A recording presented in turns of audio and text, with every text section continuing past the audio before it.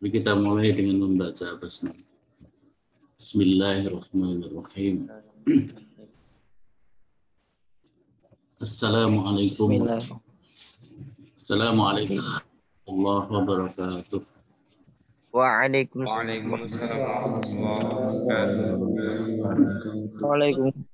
warahmatullahi wabarakatuh. Kita ulang saja permulaannya dengan baca basmalah bersama-sama. Bismillahirrahmanirrahim. Alhamdulillah wassalatu wassalamu ala Rasulillah wa ala alihi wa ashabihi wa man walah amma ba'd. Alhamdulillah pada pagi ini kita bisa memulai. Mestinya kita sudah pertemuan yang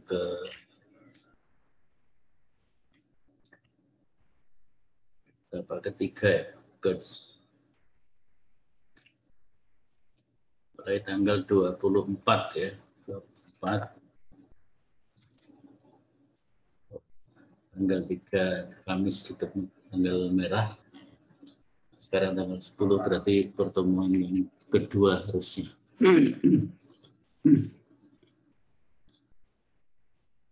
Nah, pada pagi hari ini kita ringkas saja, jadi pertemuan 1 dan 2. Pertemuan tanggal 24 Februari dan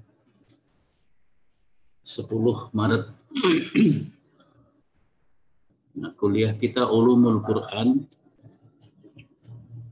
Kalau secara materi di fakultas masing-masing prodi, insya Allah sudah mendapatkan juga materi Ulumul Quran. Cuman kalau yang di fakultas itu pendekatannya adalah pendekatan struktural materi dengan berbagai buku,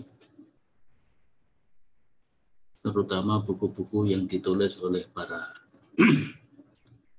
ahli di Indonesia seperti Pak Nasruddin Baidan, Profesor Quraish Shihab, Tengku Hasbi As-Siddiqi, dan banyak dosen-dosen perguruan tinggi yang menulis kitab Ulumul Quran. Nah, seperti yang sudah saya share di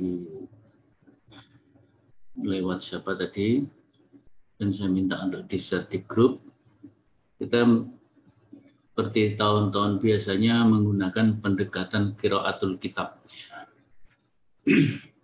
Jadi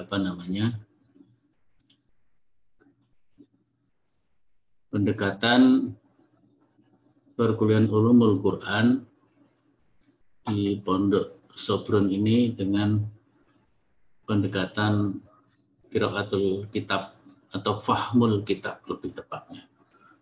Tidak sekedar qiraah membaca, tapi juga memahami. Nah, sebenarnya qiraah itu membaca untuk memahami, hampir sama saja. Di qiraatul kitab wa fahmul kitab. Nah, kitab apa yang kita baca? Yaitu kitab Ulumul Quran, Su'alun wa Jawabun. Ini saya lihat itu lebih praktis, maka kita pakai yang itu. Kalau tahun-tahun sebelumnya kita pakai Mukhtasar Al-Itqan fi Ulumil Quran. Ya, itu sebenarnya juga tidak terlalu sulit. Tapi bagi teman-teman ada yang mengatakan ini kitabnya terlalu sulit untuk dibaca.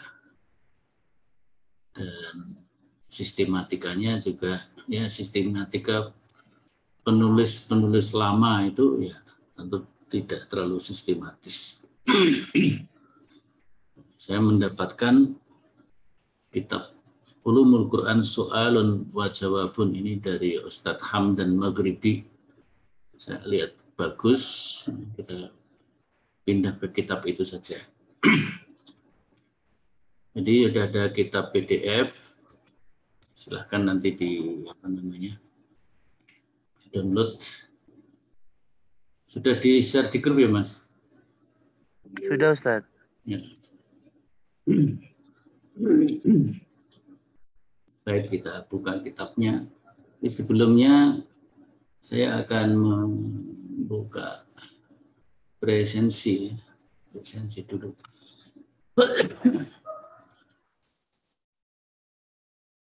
Kalau kita lihat di sistem, yaitu di STAR, kelas ini ada cukup banyak ini pesertanya, yaitu 31 orang. Sementara yang sudah hadir di sini baru 24 orang. Berarti ada 6 orang yang tidak hadir. Ya, absen saja biar cepat. Ini kita anggap 2 kali masuk ya. Abdul Basit Al-Mukaffi Fitri Al-Fadila, ada nggak? Abdul Basit?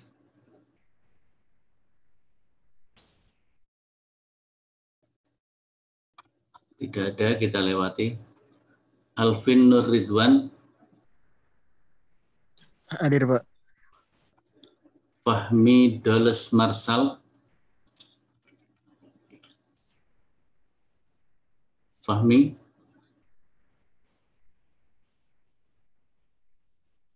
Kita lewati. Ini Fahmi ini orangnya ada nggak? Di pondok atau di... Ada Ustaz. Ini di samping saya Ustaz Pak. Hah? Fahmi? HP-nya Fahmi Doles Marcel ada. Ada hadir ya? Hadir Ustaz. Hadir bersama siapa di Zoom ini? Di sama Najih Ustaz.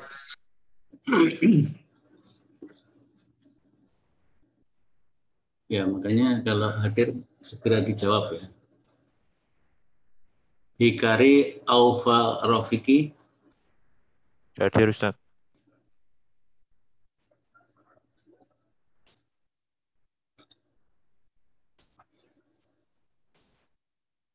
Ikhwandi. Hadir Ustaz. Lukman Al-Hakim. Hadir Ustaz. Muhammad Fauzan Al-Fatih. Hadir Ustaz. Firdaus Alamsyah.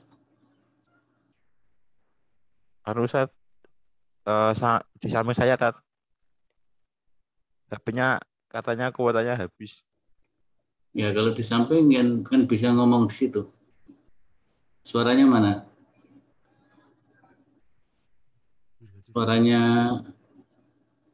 Firdaus Alamsyah. Hadir Ustaz. Nur Rahman As-Sa'adah. Hadir Ustaz. Ragil Adia Putra.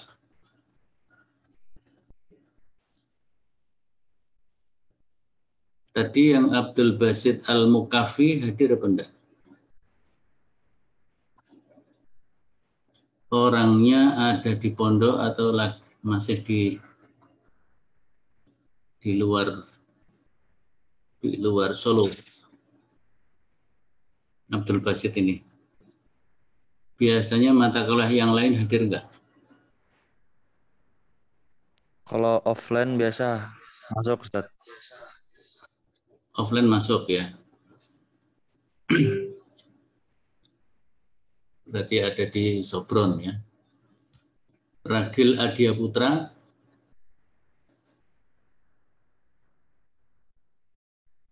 Ragil Adia Putra. Orangnya ada enggak nih? Di Sobron ada enggak?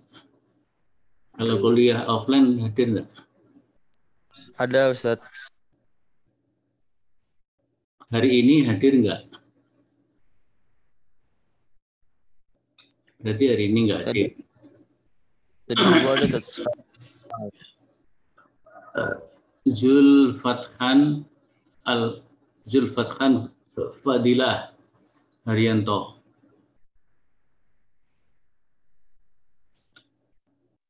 Tidak menjawab berarti tidak hadir. Masih di luar Belum. Jawa, Ustaz. Masih belum pulang, Ustaz. Masih belum pulang dari mana? Belum ke Sabar nih. Oh gitu ya.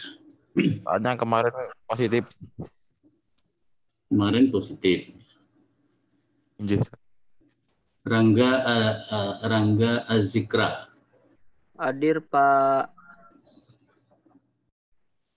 Tasdik. Ahmad Al-Tasdik. Tidak hadir, kita lewati. Ahmad Arifin. Hadir, Ustaz. Doli Riri. Hadir Ustaz. Bagas Pangestu. Hadir Ustaz. Ardiansah. Sudah tidak di Sobron Ustaz, sudah keluar Ustaz. Ini keluar ya. Oke Ustaz.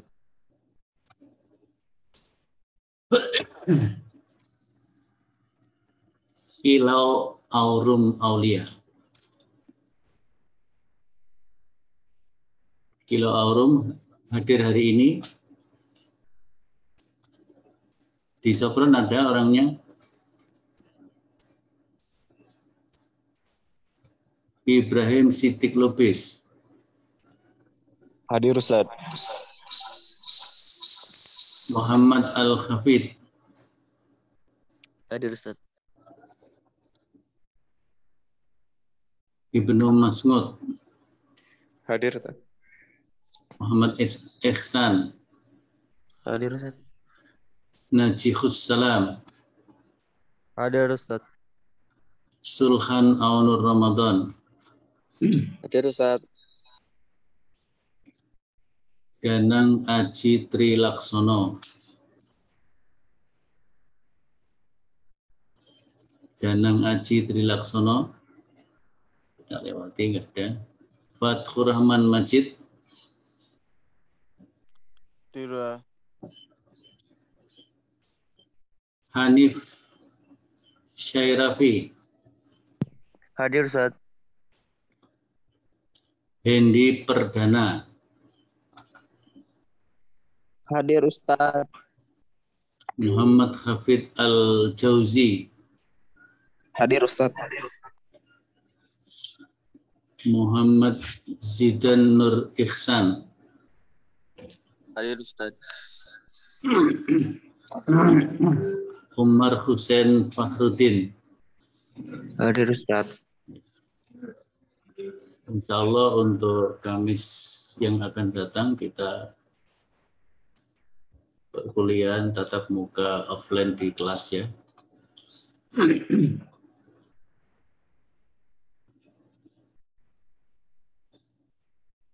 Kecuali kalau ada hal-hal lain baru kita secara online. Baik, kita mulai memasuki materi kuliah.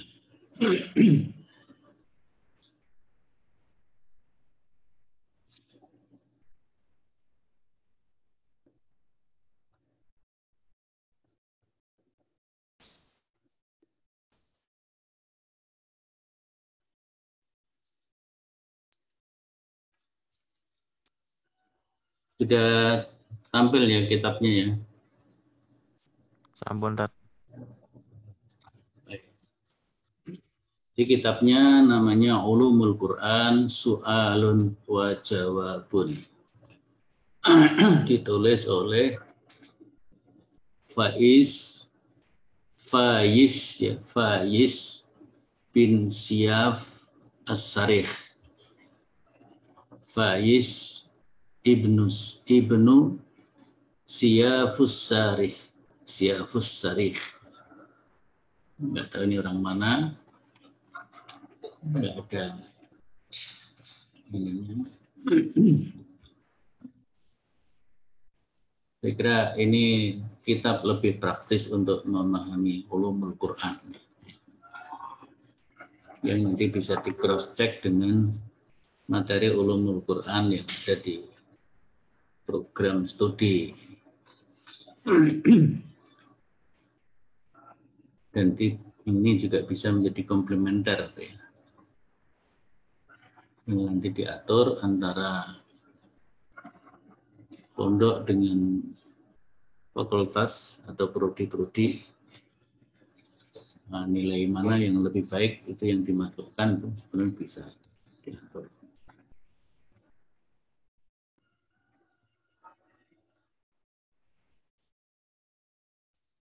Jadi kalau kita lihat di dalam kitab ini, bagian pertama adalah mabahis fi ulumil Quran. Itu mengambil dari kitab Mabahis fi Ulumil Quran yang ditulis oleh Syekh Manna Al-Qattan. Kitab ini sangat terkenal dan menjadi rujukan para penulis kitab Ulumul Quran di Indonesia. Kebanyakan merujuk kepada kitab Mabahis fi Ulumil Quran Manna Al-Qattan. Kemudian yang kedua, rujukan yang kedua adalah dirasat fi Ulumil Quran Al-Karim lil Ustadz Ad-Doktor Fahad Ar-Rumi. Di penulis ini tadi Faiz, ya, Faiz bin Syaf As-Sarih, itu merujuk kepada kitab-kitab tersebut. Yang pertama tadi Mabahis fi Ulumil Quran Manna Al-Qattan, kitab yang sudah sangat terkenal di Indonesia. Nah, kalau yang kedua ini belum begitu terkenal, mungkin kitab-kitab baru, ya. Dirasat fi Ulumil Quran Al-Karim lil Ustadz. Ustadz itu kalau di dalam bahasa Arab maksudnya adalah profesor, ya. Jadi lil Ustadz Ad-Doktor berarti profesor, doktor Fahad Ar-Rumi. Kalau di Indonesia Al-Ustadz itu dianggap guru biasa. Padahal Al-Ustadz itu adalah yang dimaksud guru besar. Kalau guru biasa namanya mudarris. Itu guru-guru di berbagai tingkatan pendidikan. Kalau guru di sekolah tinggi universitas namanya al-muhadir. Kalau guru besar al-ustadz. Nah, kitab yang ketiga yaitu Al-Wajiz fi Ulumil Quran. Al-Wajiz itu apa? Wajiz itu adalah ringkasan, tapi tidak seperti muhtasor. Kalau muhtasor itu satu kitab tertentu kemudian diringkas. Tapi kalau Al-Wajiz itu meringkas dari berbagai kitab. Meringkas dari berbagai kitab, kemudian jadilah kitab tersendiri yang disajikan secara singkat, maka namanya Al-Wajiz. Al-Wajiz itu ringkasan dan singkat. Jadi Al-Wajiz fi Ulumil Quran Al-Aziz lil Ustadz Ad-Doktor Ali Al-Abid. Ini juga Profesor Dr. Ali Al-Abid. Nah, menurut beliau, yaitu Faiz Syaf As-Sarih tadi, barang siapa yang bisa menguasai, menelaah dengan mendalam terhadap kitab-kitab tersebut, ala hadhihi al-masail al-majmu'ah wa ahsana fahmuha faqad dhufira bimabadi'i hadzal ilmi. Barang siapa yang telah menelaah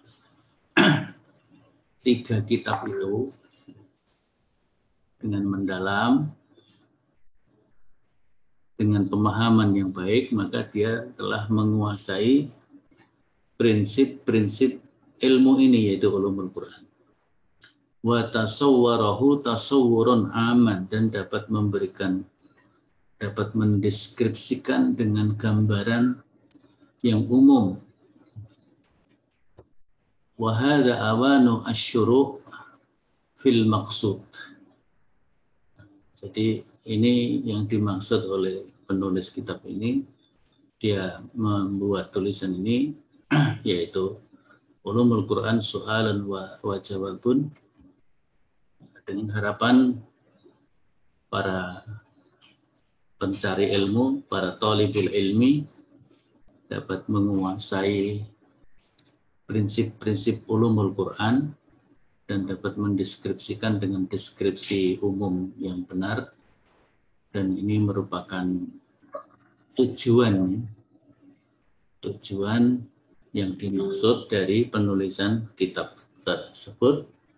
Dan kitab ini ditulis dalam bentuk pertanyaan dan jawaban. Kita mulai saja.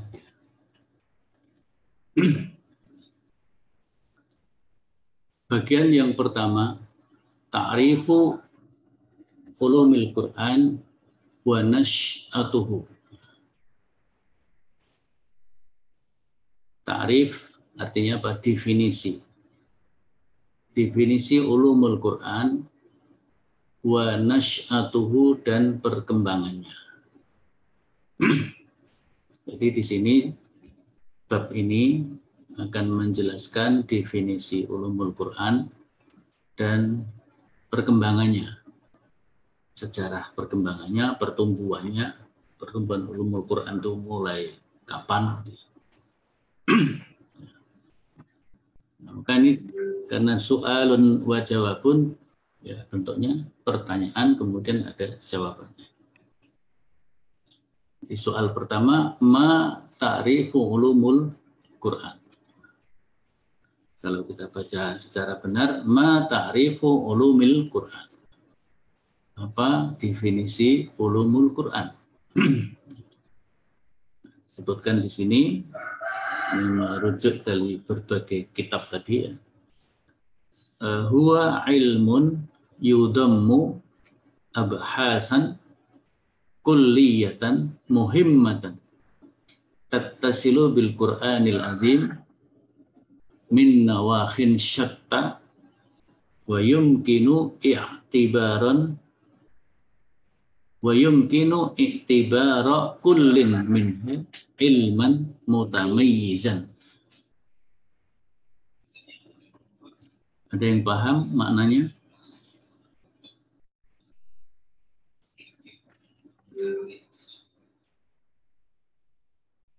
Coba salah satu membaca. Saya tunjuk ya.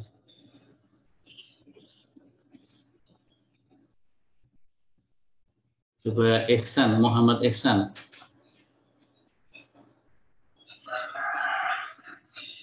Latihan membaca ini. Soal dan jawabnya. Soal satu dan jawabannya. Baca saja. Muhammad Ihsan.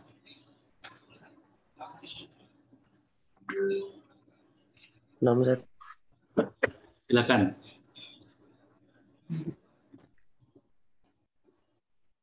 Yang mana? Hah? Yang barusan saya baca.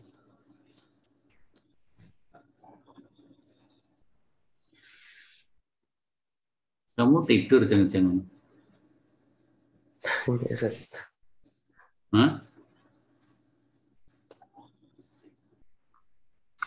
Judulnya juga, Ustaz. Iya.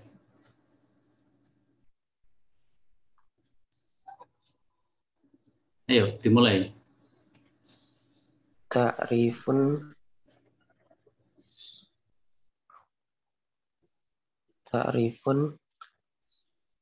Mana ta'rifun?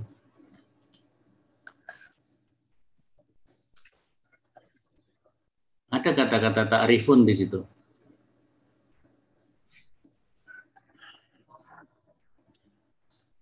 Makanya perhatikan ya. Ta'rifu ulumil Qur'ani wa nash'atihi.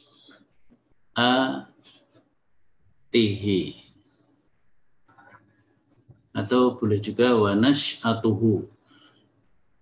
Tapi yang tepat sebenarnya wa nash'atihi. Karena itu kembalinya kepada ulumil Qur'an.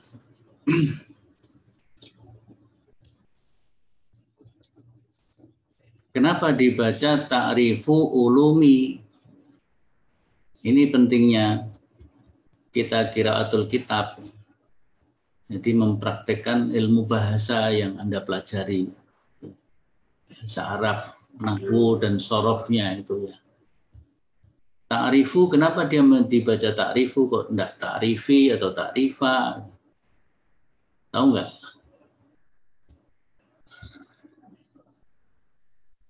Ya, Mudhaf ilaih, Ustaz. ya, Mudhaf ilaih. yang mudhaf ilaih yang mana?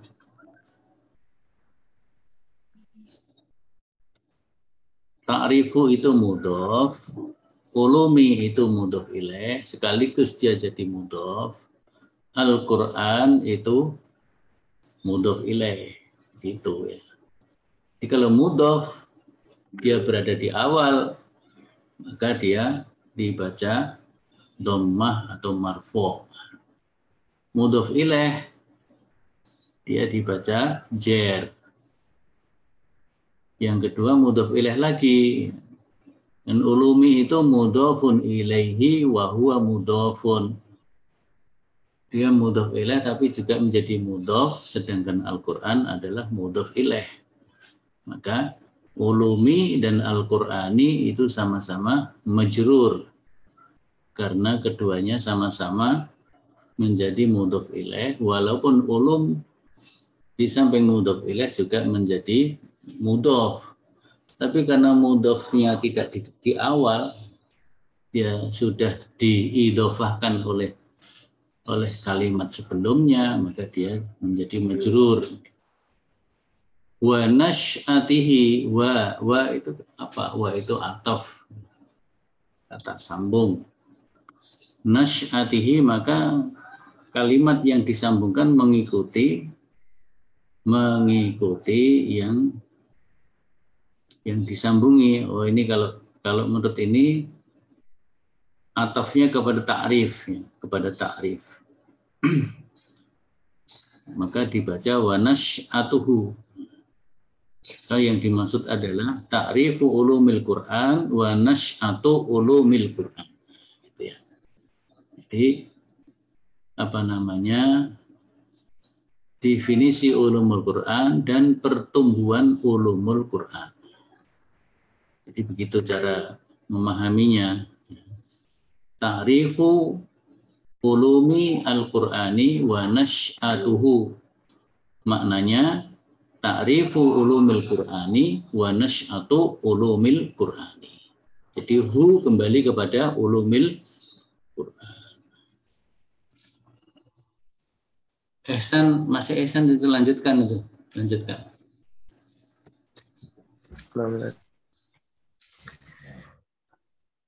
Ini jangan Ma ta'rif ulumil Quran.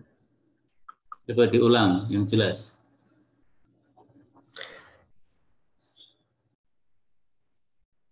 Kamu mahasiswa pondok. Qur'ani wa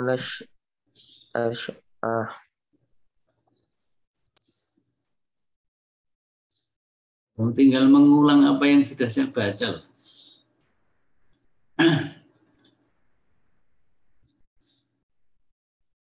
Baik yang lainnya. Hikari.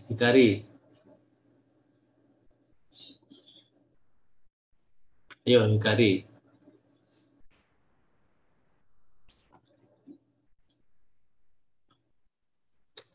Wakil. Ma ta'rifu ulumul Quran.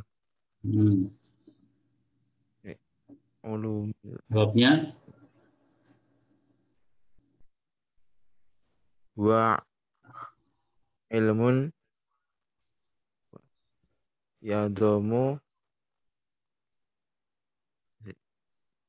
abahasan kuliyatan muhammadan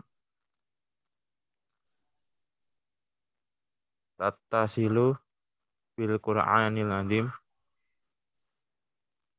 min nawahin syatta wa yumkin i'tibaru kullin minha ilman mutam mutamaizan. Kan ya. Jadi ta'rifu ulumil Qur'ani wa nash'atuhu. Bimakna wa nash'atu ulumil Qur'an. Pengertian atau definisi ulumul Quran dan pertumbuhannya, maksudnya pertumbuhan ulumul Quran. Maka yang pertama bicara tentang takrif. Soal yang pertama, soalul awal, as-soal al-awwal, ma ta'rifu ulumil Quran. Apa definisi ulumul Quran itu? Huwa ilmun yudammu abhasan kulliyatan. Dia adalah ilmu yang menghimpun. Yudammu itu menghimpun.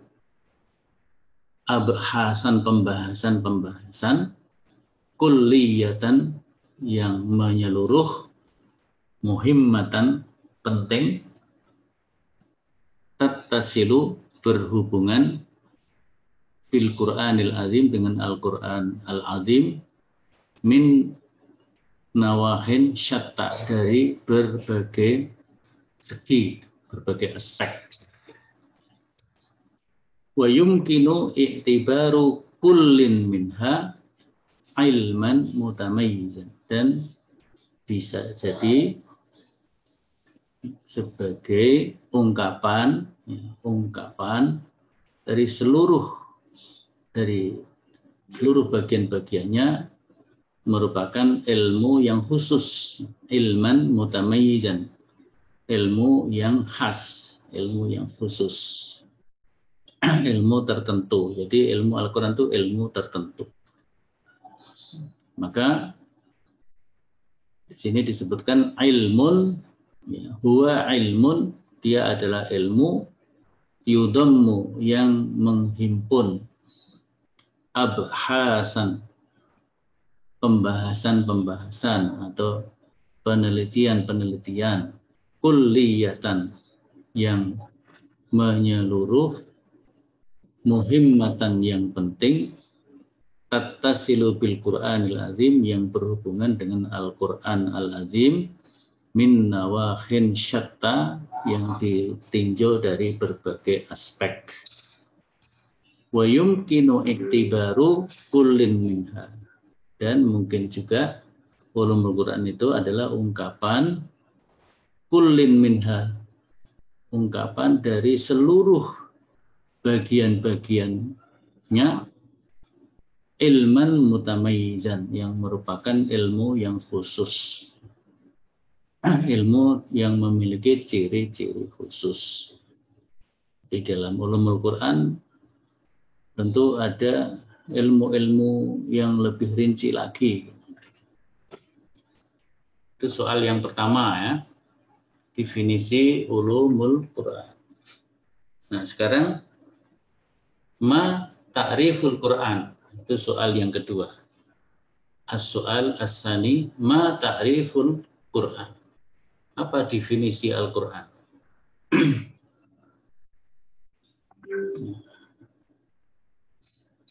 Definisi Al-Quran disebutkan di sini, Al-Qur'anu huwa kalamullah. Al-Qur'anu huwa kalamullah al-munazzal ala nabiyhi Muhammadin sallallahu alaihi wasallam, al-mu'jizu bilafzihi, al-muta'abbadu bitilawatihi, al-manqulu bitawaturi, al-maktubu fil masahifi min awail atau min awwali suratil Fatihati ila akhiri suratin Nas. Itu definisi daripada Al-Quran. Ini definisi yang relatif lengkap nih ya. Di Al-Quran adalah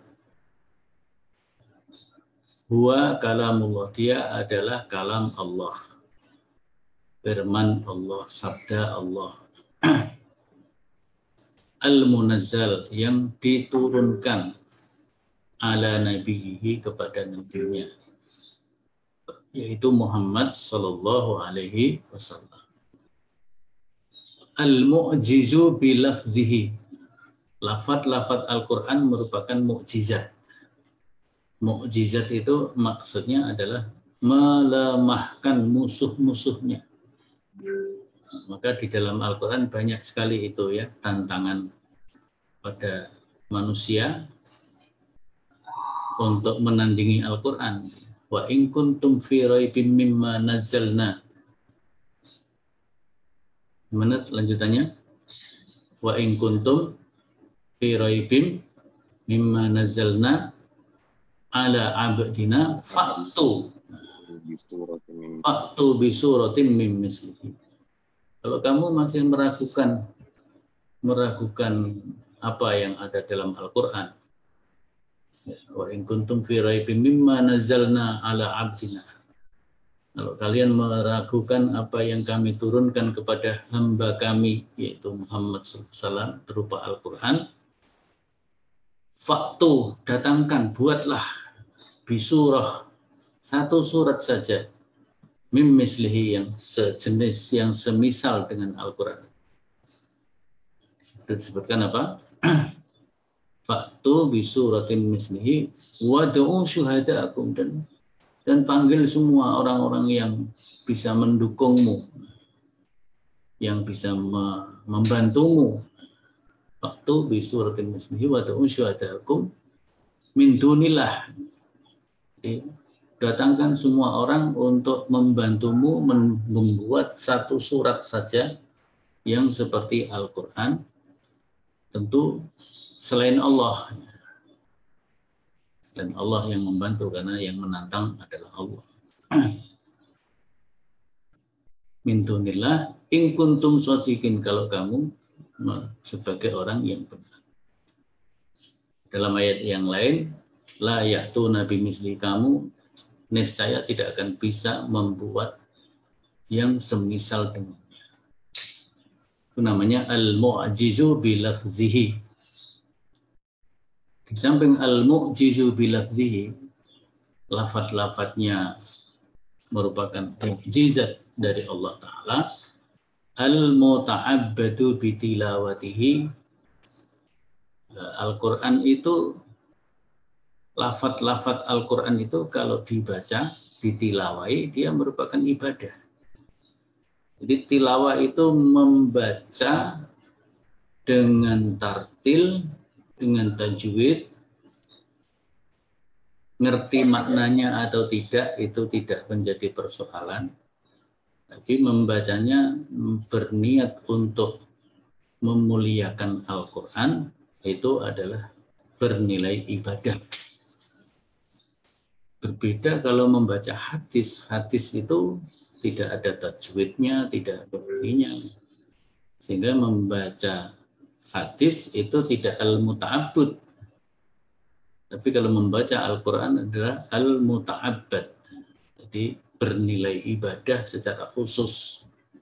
Maka di dalam hadis Nabi, orang yang membaca Al-Quran, satu huruf nilainya 10.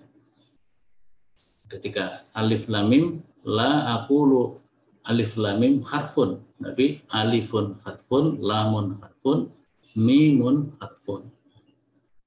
Tapi kalau kita membaca hadis, tidak dihitung seperti itu. Nah, tapi kalau kita membaca hadis untuk memahami isi hadis, kemudian kita praktekkan, maka itu pun bernilai ibadah, tapi nilainya tidak setinggi Al-Quran. Maka itu al-muta'abbadu bitilawatihi. Kalau hadis tidak al-muta'abbadu bitilawatihi.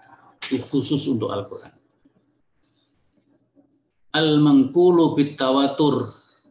Al-Quran itu dinukil, dikutip, ditulis, dan diriwayatkan dengan mutawatir. Makanya Al-Quran itu disepakati oleh semua kaum muslimin. Diawali dengan pembukuan pada masa Abu Bakar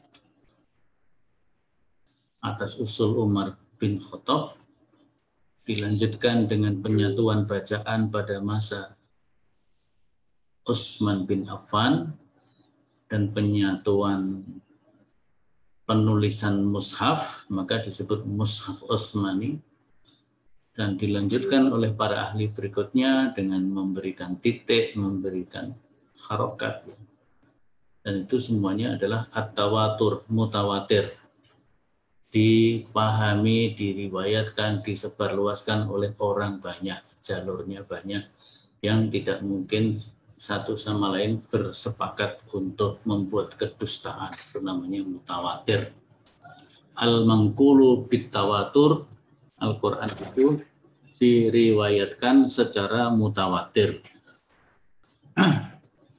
Al-maktubu fil masohifi, dan tertulis di dalam mushaf. Dalam mushaf. Jadi Al-Quran kalau sekarang ini bentuknya mushaf itu ya. Mushaf, kalau mushaf berarti terstruktur min awwali suratil Fatihah, dari surat Fatihah, awal surat Al-Fatihah. Jadi bahkan dari awal surat Al-Fatihah. Awal surat Al-Fatihah itu apa?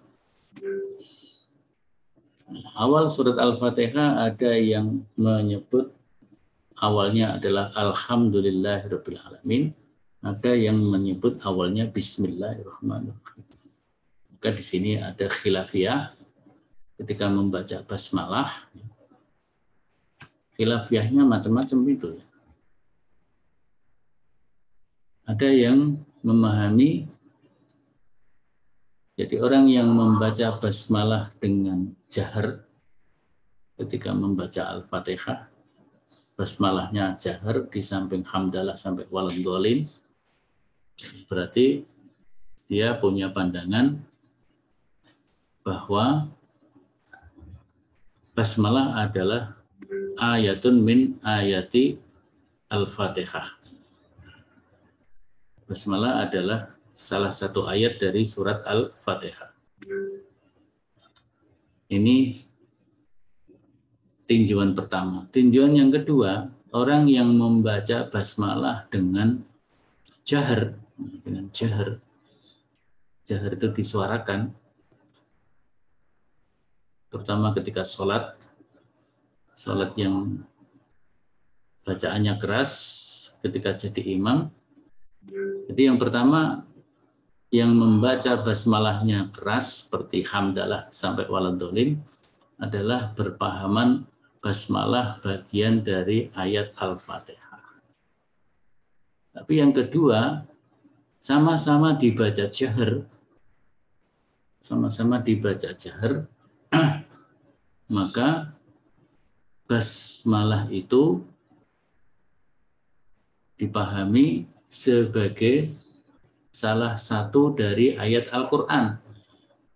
Karena Al-Fatihahnya itu ayat Al-Quran, suratnya juga surat Al-Quran, itu dibaca jahar, maka basmalahnya dibaca jahar.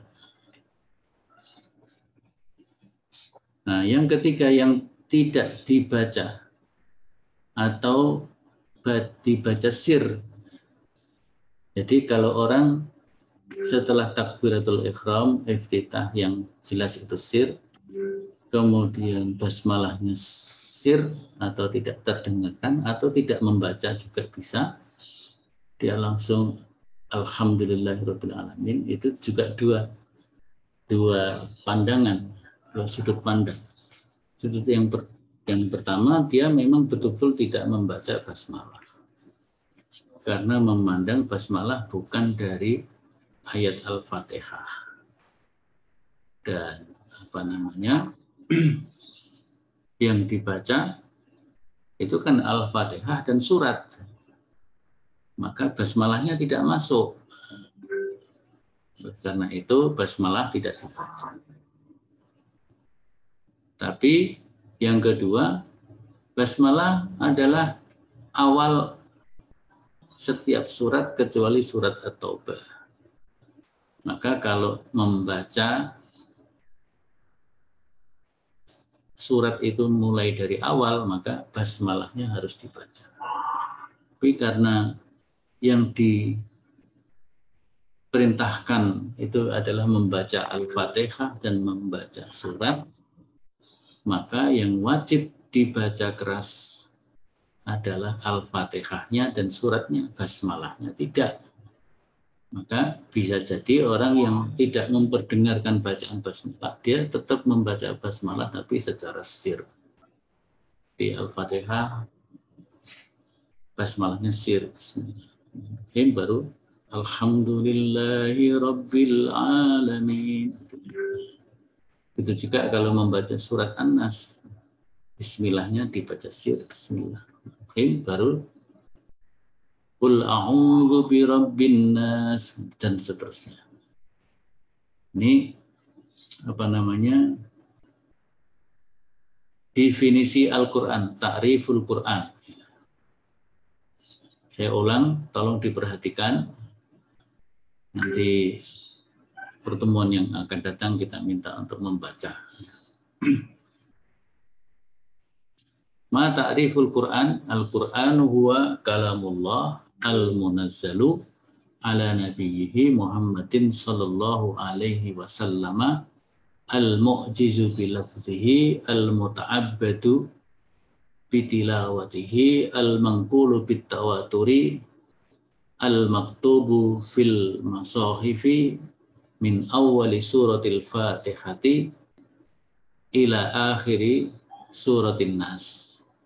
Di Al-Quran adalah kalam Allah yang diturunkan kepada nabinya Allah, yaitu Muhammad SAW.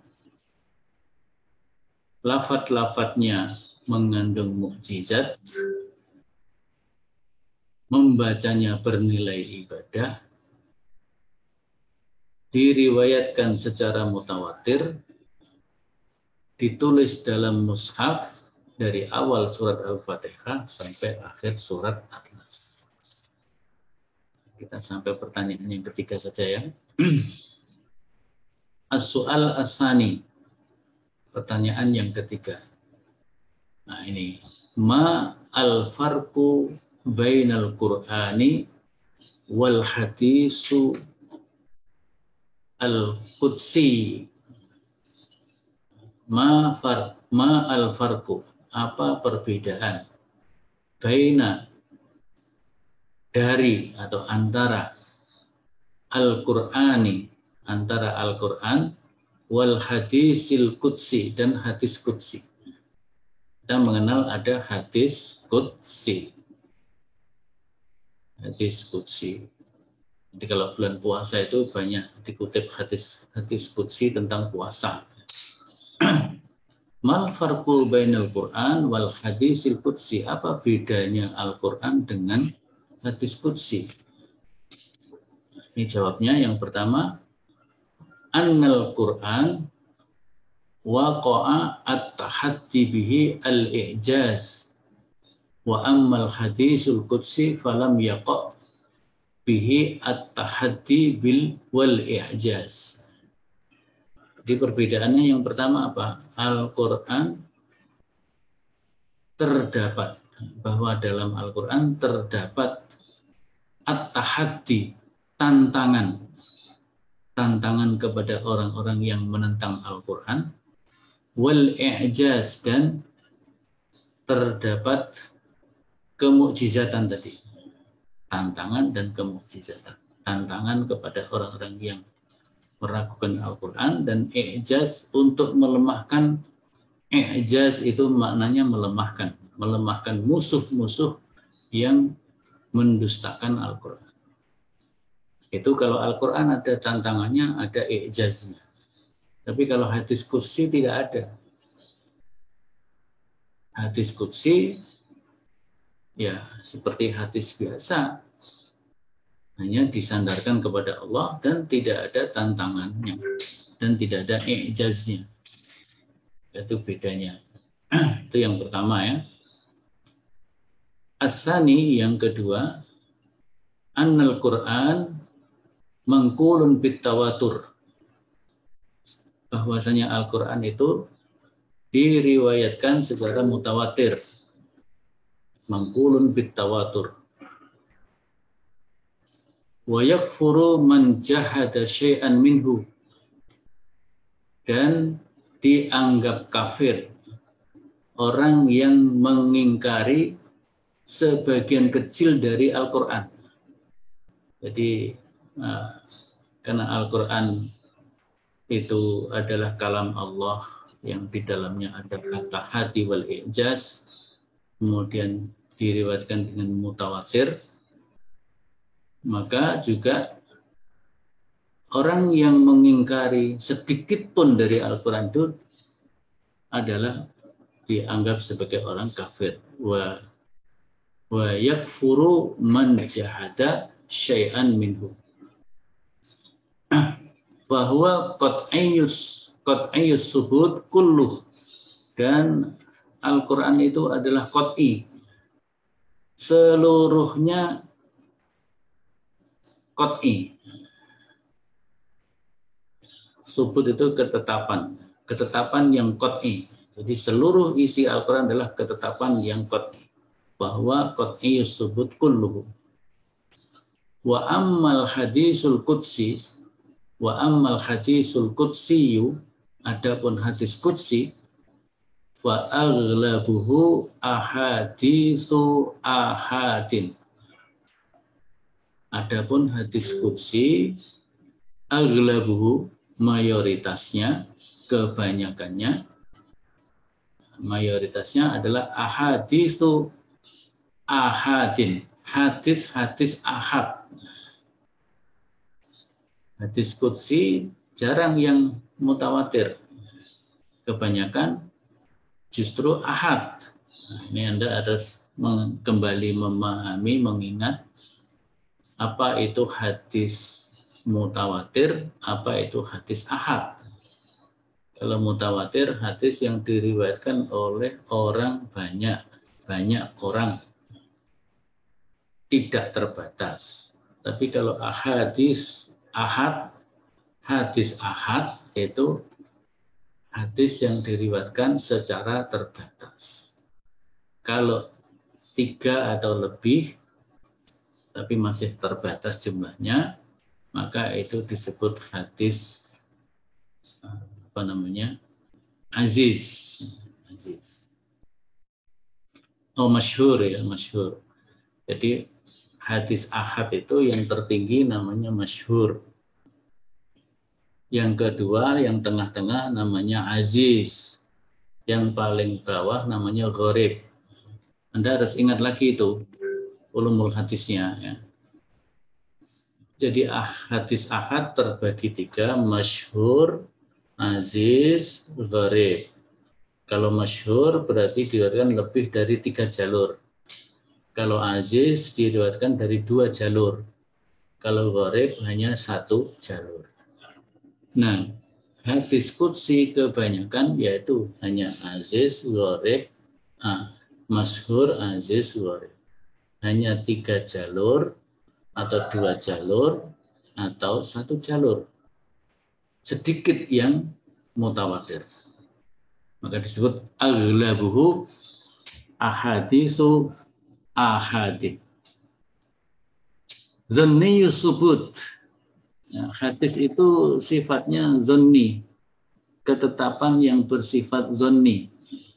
Keberadaannya dzanni. Kalau Al-Quran keberadaannya qat'i. Qat'i itu sesuatu yang pasti. Tapi kalau hadis itu dzanni, maka hadis itu walaupun qudsi, bisa jadi hadisnya tadi mutawatir, kemudian ahad bisa jadi masyhur atau aziz atau gharib. Wala yakfuru man jahada ghairal mutawatir minhu. Wala yakfur, dan tidak dianggap kafir man jahada ghairal mutawatir, barang siapa yang tidak mengimani atau barang siapa yang mengingkari sesuatu yang tidak mutawatir. Hadis itu kalau diingkari oleh seseorang, tentu tidak mengingkari semua hadis. Kalau mengingkari semua hadis namanya ingkar sunnah. Itu ya, walaupun orang yang ingkar sunnah pun tidak berani dikatakan kafir juga, karena tapi kalau ingkar sunnah secara menyeluruh termasuk yang mutawatir, ya sebagian tentu menghukuminya dengan kafir. Tapi kalau dia mengingkari sebagian hadis-hadis tertentu, orang tidak berani memutuskan orang itu kafir.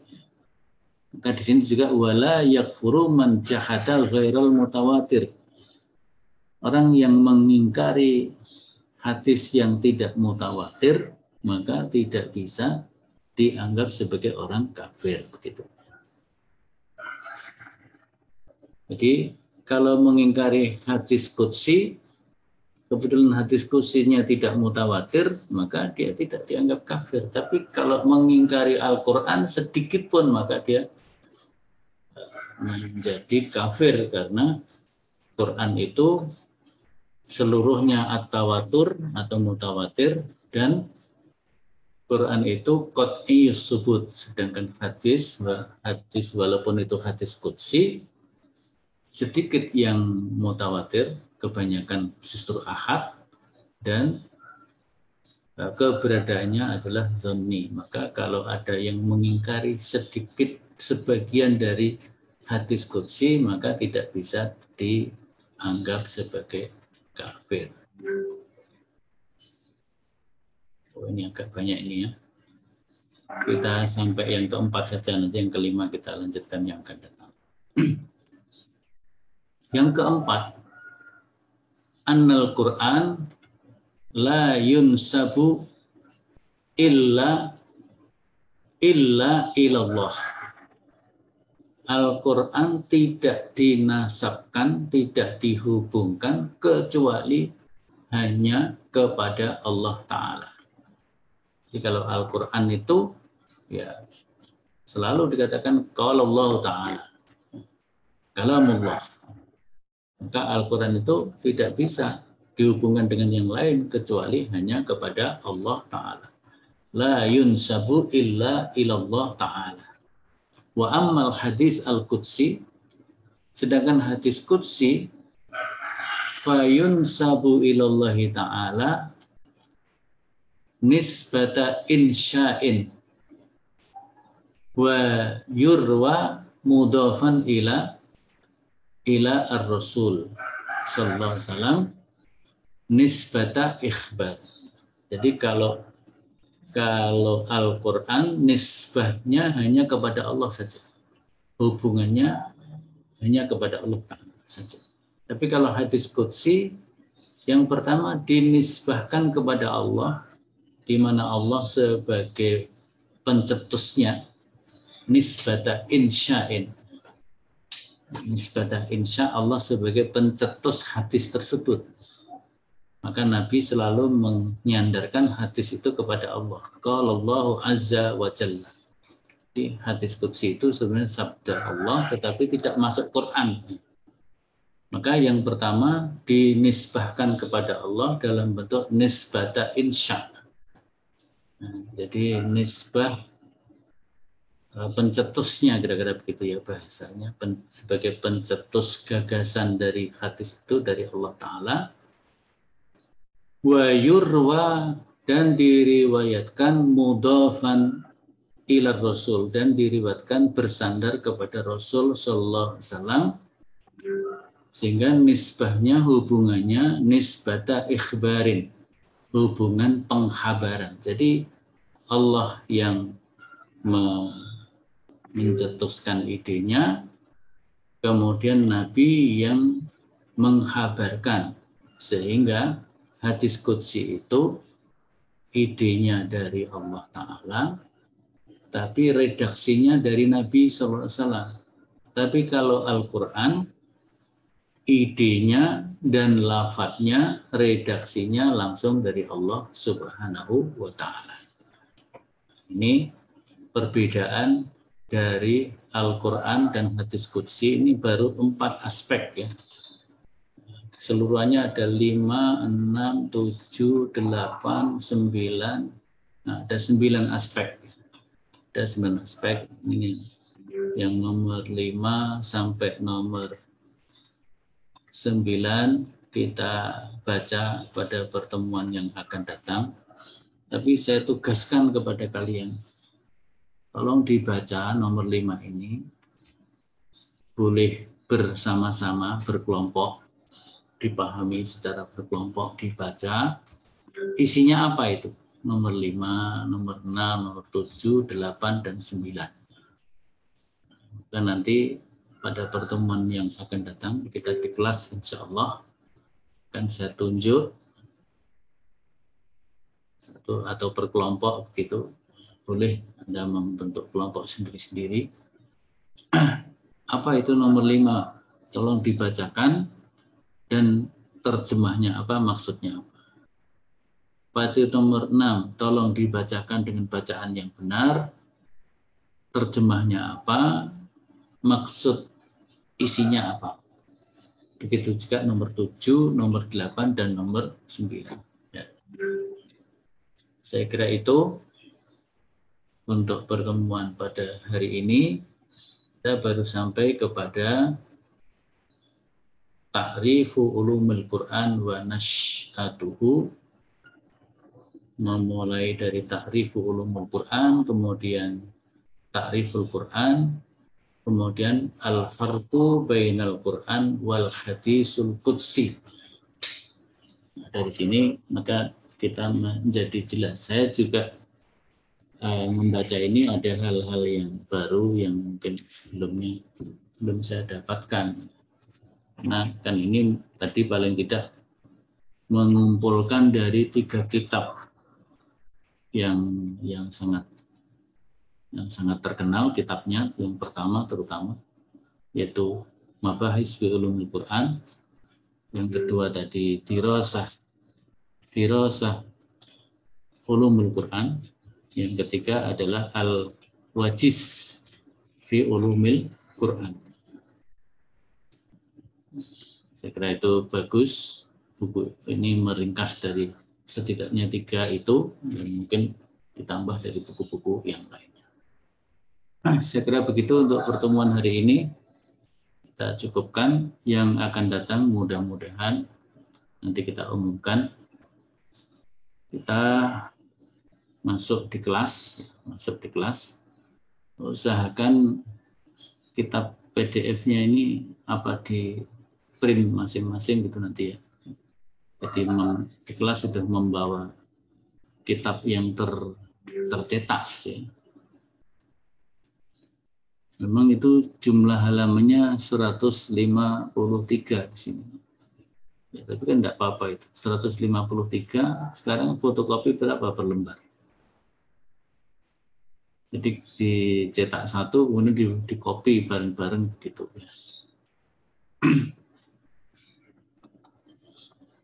Baik, mari kita akhiri pertemuan pada hari ini yang meringkas 2 pertemuan. Pertemuan pertama dan kedua. Dan memang karena ada tanggal merah, hari ini kita baru pertemuan yang kedua. Maka yang akan datang pertemuan yang ketiga, tanggal 17, kita insya Allah masuk kelas sesuai jadwal. Saya minta untuk bisa hadir tepat waktu, supaya ya, karena kan sekarang perkuliahan di fakultas itu jam pertamanya jam 6.30. Maka kalau kita kuliah berarti maksimal jam 6.30 harus sudah selesai gitu. Atau sebelum jam 6.30. Apalagi kalau nanti semuanya sudah offline luring semua, kita terlalu tergopoh-gopoh ya. Dari pondok 6.30 baru selesai, 6.30 juga udah masuk di fakultas. Kalau masih online sih gampang hanya mindah ruang online. Ya, maka hari-hari tertentu mungkin bisa juga secara online, tapi hari-hari yang lain tetap menggunakan offline. Karena sekarang ini ya sebenarnya sudah relatif lunak ya. Virus corona ini sudah relatif lunak. Sehingga sudah mulai dilepas beberapa aturan-aturan. Seperti misalnya sekarang kalau mau perjalanan jauh, orang yang sudah memiliki vaksin 1-2, maka sudah tidak diharuskan menyerahkan hasil swab antigen atau swab PCR. Walaupun prakteknya masih menunggu aturan yang lebih rinci, tapi sudah ada surat ketetapan dari kementerian. Baik, saya kira begitu. Mari kita akhiri bersama dengan membaca hamdalah dan kafaratul majlis.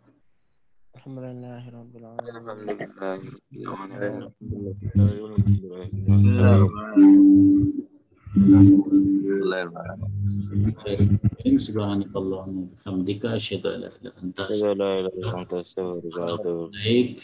Assalamualaikum warahmatullahi wabarakatuh. Waalaikumsalam warahmatullahi wabarakatuh. Syukur Ustaz.